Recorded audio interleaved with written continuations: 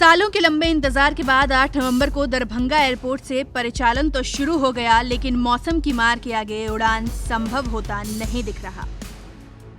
दरभंगा से फिलहाल 3 बड़े शहर दिल्ली, मुंबई और बेंगलुरु के लिए प्रतिदिन सीधी उड़ान सेवा चल रही थी कि अचानक सर्दी आते ही असर दिखना शुरू हो गया। कोहरे और धुंध की वजह से दरभंगा हवाई अड्डे पर विजिबिलिटी कम हो गई, जिस वजह से कुछ फ्लाइट को पटना डाइवर्ट कर दिया गया तो कुछ को कोलकाता। सोचिए, सर्दी की शुरुआत में ये आलम है तो आगे जाकर क्या होगा, ये चिंता खुद बीजेपी के विधायक ही जता रहे हैं। तो देख रहे हैं, एमपी साहब भी है, हम लोग भी हैं। कल भी पटना एयरपोर्ट पर उतरा था, वो जो लाइट जो लगानी है हवाई पट्टी पर, वो लाइट नहीं लगाई, जिसके कारण आगे तो और समस्या उत्पन्न हो जाएगी। नहीं तो क्योंकि अभी तो कुहासा प्रारंभ नहीं हुआ है, 15 दिन के बाद जो कुहासा चालू हो जाएगा तब तो फ्लाइट उतर ही नहीं पाएगी। तो उसके लिए हम लोग चिंतित हैं। एमपी साहब से भी बात हुआ, एमपी साहब भी बात कर रहे हैं।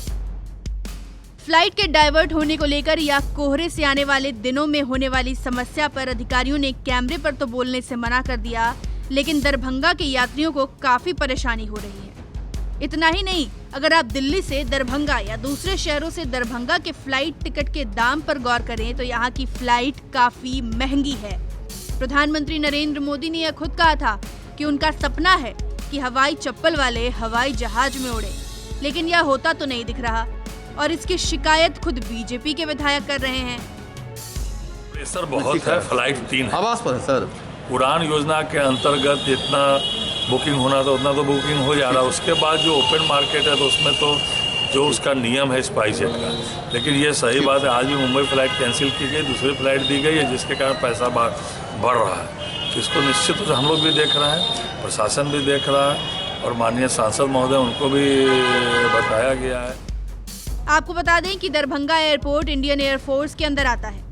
विधानसभा चुनाव के दौरान इस एयरपोर्ट को शुरू कर दिया गया, लेकिन यहाँ रनवे पर नाइट विजन लाइट नहीं लगा है।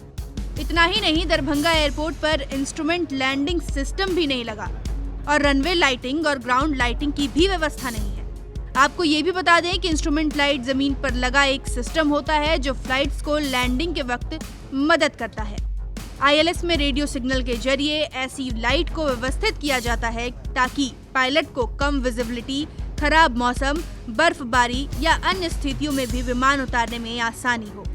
ऐसे में सवाल तो उठता है कि आखिर इतनी जल्दी में एयरपोर्ट पर सुविधाओं को शुरू क्यों किया गया, जब बेसिक सुविधाएं ही उपलब्ध नहीं थी?